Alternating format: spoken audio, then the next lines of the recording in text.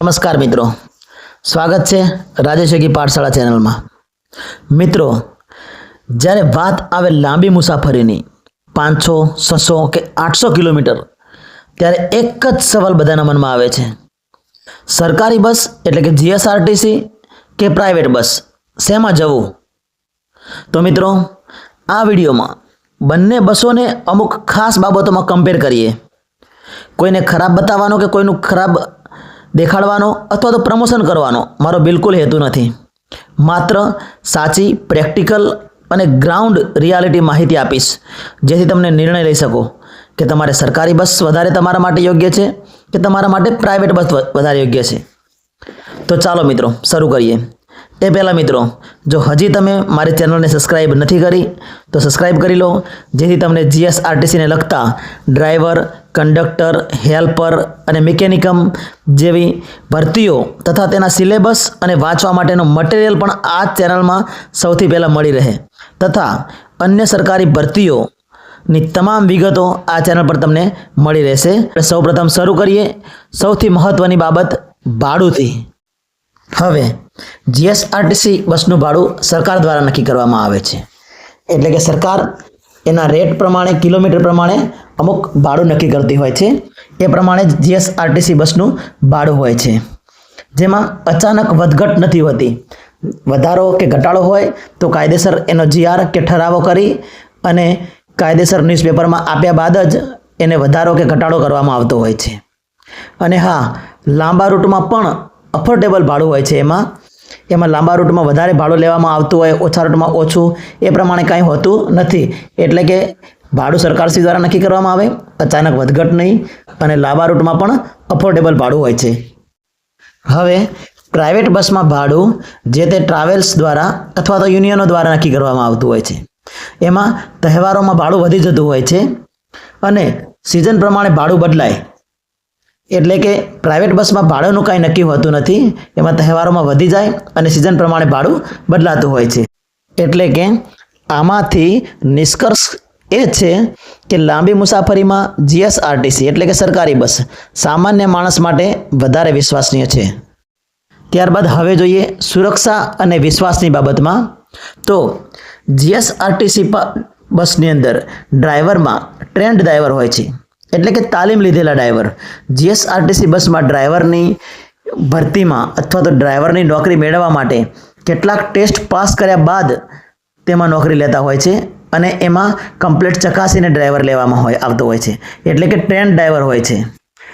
અને બીજી વાત, તેમની ડ્યુટી પણ નિયમિત કલાક હોય છે તેમની ડ્યુટીના, એટલે કે તેમની પાસે વધારે નોકરી લેવામાં આવતી હોય કે ઓછી લેવામાં આવતી હોય એવું કંઈ હોતું નથી। એમની ડ્યુટીના નિયમિત કલાક હોય છે અને જવાબદારી સરકારની હોય છે। જીએસઆરટીસી બસમાં મુસાફરોની, ડ્રાઈવરની, કંડક્ટર આ બધી જવાબદારી સરકારની હોય છે। ત્યારે સામે પ્રાઇવેટ બસની વાત કરીએ તો ટ્રાવેલ્સ મુજબ વ્યવસ્થા બદલાતી હોય છે। જે અલગ અલગ કંપનીની ટ્રાવેલ્સ હોય એ પ્રમાણે વ્યવસ્થા બદલાતી જતી હોય છે। ડ્રાઈવર અને શેડ્યુલ પણ અલગ અલગ, એ લોકોના કંઈ ટ્રાવેલ્સના ફિક્સ શેડ્યુલ નથી હોતા, મતલબ કે તેઓ જ્યારે ધારે ત્યારે શેડ્યુલ અને ડ્રાઈવર બદલી શકતા હોય છે। એટલે કે આપણે આમાં નિષ્કર્ષ એવો કાઢીશું કે લાંબી મુસાફરીમાં સુરક્ષા સૌથી મહત્ત્વની છે। આ મામલે જીએસઆરટીસી સરકારી બસ પર લોકોનો વર્ષોથી વિશ્વાસ રહ્યો છે। હવે વાત કરીએ સમય અને નિયમિતતા બાબતમાં। તો જીએસઆરટીસી બસ એટલે કે સરકારી બસ નક્કી કરેલ રૂટ પર ચાલતી હોય છે, જેના રૂટ અમુક ફિક્સ જ હોય છે, જે નક્કી કરેલ રૂટ પર ચાલે અને નિશ્ચિત સ્ટોપેજ આવે, જેમાં સ્ટોપેજ પણ નક્કી કરી દેવામાં આવતા હોય છે કે આ સ્ટોપ પર બસ ઊભી રહેશે, તેના સ્ટોપ પણ નક્કી કરી દેવામાં આવે। અને બીજું કે સમય થોડો વધારે પણ પ્રેડિક્ટેબલ। ત્યારે પ્રાઇવેટ બસની વાત કરીએ તો એમાં સ્ટોપેજ ઓછા હોય છે, બહુ ઓછા સ્ટોપ પર ઊભી રહેતી હોય છે અને ક્યારેક વહેલી પહોંચાડે, જે તેનો પહોંચાડવાનો સમય હોય તેના કરતાં ક્યારેક વહેલા પણ પહોંચાડી દેતી હોય છે, જે બાબતને આપણે પોઝિટિવલી પણ લઈ શકીએ। પણ નિષ્કર્ષ, જીએસઆરટીસી ધીમી પણ નિશ્ચિત, પ્રાઇવેટ ઝડપી પણ અનિશ્ચિત હોઈ શકે। ત્યારબાદ હવે આપણે વાત કરીશું આરામ એટલે કે કમ્ફર્ટ। મિત્રો, લાંબી મુસાફરી કરતા હોય એટલે સ્વાભાવિક છે કે કમ્ફર્ટ બહુ જરૂરી છે, આરામ મળવો બહુ જરૂરી છે। જીએસઆરટીસી બસ દ્વારા ઝડપી પહોંચવા માટે એક્સપ્રેસ બસોની સુવિધા છે, વોલ્વો બસો છે અને આરામદાયક સૂતા પણ જવા માટે સ્લીપર બસો છે, જેથી નાઇટની મુસાફરી હોય તો સૂતા પણ જઈ શકાય છે. અને દરેક રૂટ પર આ સુવિધા મળશે એવું નક્કી નથી કહી શકાતું. ઘણા રૂટો પર આ સુવિધા નહીં પણ હોય અને ઘણા બધા જે લોંગ રૂટ છે જ્યાં નાઇટ દરમિયાન સતત બસો ચાલતી હોય છે ત્યાં સ્લીપર બસો અવેલેબલ પણ છે. એટલે કે કમ્ફર્ટ બહુ જરૂરી વસ્તુ છે. તો એ જ બાબત આપણે પ્રાઇવેટ બસોમાં વાત કરીએ તો વધુ કશન તેમાં લાઇટનિંગ, ચાર્જિંગ એ બધી સુવિધાઓ આપવામાં આવતી હોય છે. બસોનું ડેકોરેશન ખૂબ જ સરસ હોય છે અને તેમાં સૂવા માટે પણ સારી એવી સગવડ હોતી હોય છે. આમાં નિષ્કર્ષ, લાંબી મુસાફરીમાં આરામ ખૂબ જરૂરી છે, પણ હા, આરામ સાથે સુરક્ષા પણ એટલી જ જરૂરી છે. હવે વાત કરીએ રાત્રિ મુસાફરીની, એટલે કે નાઇટ જર્ની. જીએસઆરટીસી બસની વાત કરીએ તો એમાં 2 ડ્રાઈવર હોય છે. જો બહુ લોંગ રૂટ હોય, નાઇટ જર્ની હોય તો આગળથી ડ્રાઈવર બદલી દેવામાં આવતો હોય છે કોઈ ડેપોમાંથી, એટલે કે 2 ડ્રાઈવર હોય છે. નિયમિત બ્રેક લગાવવામાં આવતી હોય છે. અમુક સમયની મુસાફરી થાય, અમુક કિલોમીટર અંતર કપાય ત્યારબાદ કોઈ હોટલ કે કોઈ જગ્યાએ બ્રેક લગાવવામાં આવતી હોય છે. અને પોલીસ અને આરટીઓના નિયમ મુજબ જ નાઇટમાં જીએસઆરટીસીની બસો ફરતી હોય છે. તો જ્યારે પ્રાઇવેટ બસની વાત કરીએ તો લાંબા અંતરે એકાદ બ્રેક લગાવવામાં આવતો હોય છે તેમાં, કેમ કે તેઓ સમયને વધારે મહત્ત્વ આપતા હોય છે.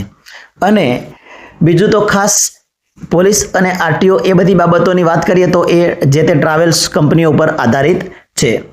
મૂળ નિષ્કર્ષ એ છે કે રાત્રે 14 થી 16 કલાકની મુસાફરી કરવાની હોય તો જીએસઆરટીસીને વધારે સુરક્ષિત માનવામાં આવતું હોય છે. હવે જોઈએ કેન્સલેશન અને જવાબદારી. તો જીએસઆરટીસી બસમાં જો બસ કેન્સલ થાય તો તેની અલ્ટરનેટ વ્યવસ્થા ગોઠવવામાં આવતી હોય છે, અથવા તો તમને પેમેન્ટ તમારું રિફંડ કરવામાં આવતું હોય છે. જે તમે ભાડું કે ઓનલાઈન રિઝર્વેશન કર્યું હોય તે તમને રિફંડ કરવામાં આવે, અથવા તો તેની અલ્ટરનેટ તરત બીજી બસની વ્યવસ્થા કરવામાં આવતી હોય છે. પરંતુ શક્ય ત્યાં સુધી જીએસઆરટીસી બસોને કેન્સલ કરવામાં આવતી હોતી નથી. જ્યારે પ્રાઇવેટ બસની વાત કરીએ તો ક્યારેક લાસ્ટ મોમેન્ટમાં કેન્સલેશન થઈ જાય તો એ લોકો બને ત્યાં સુધી બીજી વ્યવસ્થા કરી આપે સંચાલકો ટ્રાવેલ્સના, પરંતુ સંપૂર્ણ જવાબદારી તે લોકોની નથી હોતી. એટલે કે સંપૂર્ણ જવાબદારી તે લોકોની નહીં મળે. નિષ્કર્ષ એ છે કે લાંબી મુસાફરીમાં જો છેલ્લી ઘડીએ બસ રદ થાય, એ પછી પ્રાઇવેટ હોય કે સરકારી હોય, તો એ મોટો પ્રોબ્લેમ ઊભો કરતી હોય છે. તો આપણે બંને વચ્ચે હવે તફાવત તો જોયા કે જીએસઆરટીસી અને પ્રાઇવેટ બસ વચ્ચે શું તફાવત છે. તો લાંબી મુસાફરી માટે હવે કઈ બસ પસંદ કરવી, એના માટે જો વાત કરીએ તો જો તમારી પ્રાયોરિટી વધારે કમ્ફર્ટ અને તમારે થોડો સમય બચાવવો છે તો તમે પ્રાઇવેટ બસ પસંદ કરી શકો. પણ જો તમારી પ્રાયોરિટીમાં સુરક્ષા, ભાડું એટલે કે પૈસાની બચત અને વિશ્વાસ આ બાબતો હોય તો જીએસઆરટીસી સરકારી બસ તમારા માટે શ્રેષ્ઠ વિકલ્પ છે. તો મિત્રો, આપણે સંપૂર્ણ નિષ્કર્ષ જોઈએ તો સરકારી બસ એટલે કે જીએસઆરટીસી કોઈ લક્ઝરી નથી પણ ટ્રસ્ટ છે.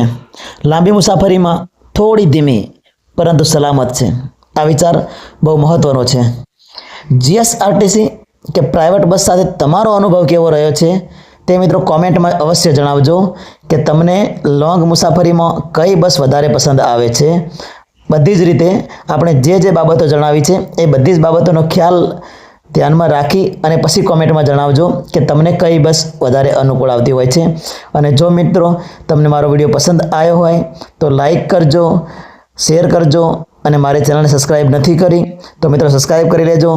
તમને સાચી અને વિશ્વસનીય માહિતી જીએસઆરટીસી તથા અન્ય સરકારી ભરતીઓની આ ચેનલ પર મળતી રહેશે. મળીશું નેક્સ્ટ કોઈ વિડીયોમાં. ત્યાં સુધી જય હિન્દ, જય ભારત, જય જય ગરવી ગુજરાત.